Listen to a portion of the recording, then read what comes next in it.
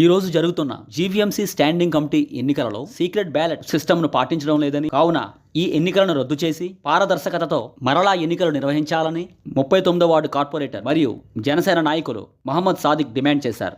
ఈరోజు ఈ ఎలక్షన్కి ఓటు వేయడానికి వెళ్ళడం జరిగింది. ఈ స్టాండింగ్ కమిటీ ఎలక్షన్స్లో అయితే దాంట్లో నేను ఎవరైతే అధికారులు ఉన్నారో ఈ ఎలక్షన్స్ నిర్వహిస్తున్నారు కోఆపరేటివ్ డిపార్ట్మెంట్ వాళ్ళకి నేను బ్యాలెట్ పేపర్ ఇచ్చే ముందు అడగడం జరిగింది. ఈ బ్యాలెట్ పేపర్ ఏదైతే ఇస్తున్నారో ఆ బ్యాలెట్ పేపర్ పైన ఒక నంబర్ వేశారు. అదే కౌంటర్ ఫైల్ నంబర్ కిందన మాకు బ్యాలెట్ పేపర్ ఇస్తున్నారు, పైన మా పేరు సంతకం తీసుకుంటున్నారు. ఈ బ్యాలెట్ పేపర్ ఈ ఎలక్షన్ సిస్టమ్ అనేది సీక్రెట్ బ్యాలెట్ సిస్టమ్ అని ఇచ్చారు.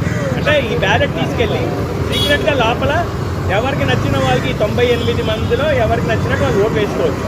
అయితే ఈ బ్యాలెట్ సిస్టమ్ని తీసుకెళ్లి లోపల మేము ఓటు వేస్తున్నాం కాబట్టి సీక్రెట్గా ఉండాలి.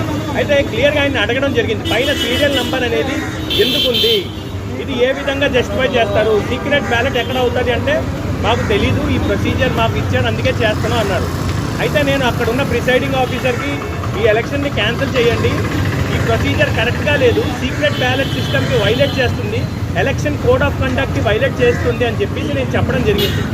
అయితే ఆయనకి ఒక లెటర్ రాసి ఇమీడియట్గా ఈ ఎలక్షన్ క్యాన్సిల్ చేసి మళ్ళీ నిర్వహించండి అని చెప్పేసి నేను చెప్పడం జరిగింది. దానికి ఆయన ఈ లెటర్కి ఒక అక్నాలెడ్జ్మెంట్ నాకు ఇది అందింది, మా పై అధికారులు నేను చూపిస్తానని చెప్పేసి ఒక అక్నాలెడ్జ్మెంట్ కూడా నాకు ఇచ్చారు.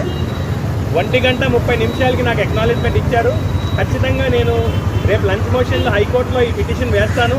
ఇది రాజ్యాంగానికి విరుద్ధంగా, ఈ సీక్రెట్ బ్యాలెట్ సిస్టమ్కి విరుద్ధంగా ఉందని చెప్పేసి ఈ అధికారులు కరెక్ట్గా ఎలక్షన్ నిర్వహణలో కరెక్ట్గా చేయలేదని చెప్పేసి నాకు క్లియర్గా తెలిసింది. కాబట్టి నేను ఇది హైకోర్టులో వేసి మళ్ళీ ఎలక్షన్ నిర్వహించే విధంగా ఏదైతే ఈ సీక్రెట్ బ్యాలెట్ సిస్టమ్ని కరెక్ట్గా అయ్యే విధంగా మళ్ళీ చేస్తానని చెప్పేసి మీడియా ద్వారా తెలియజేస్తాను.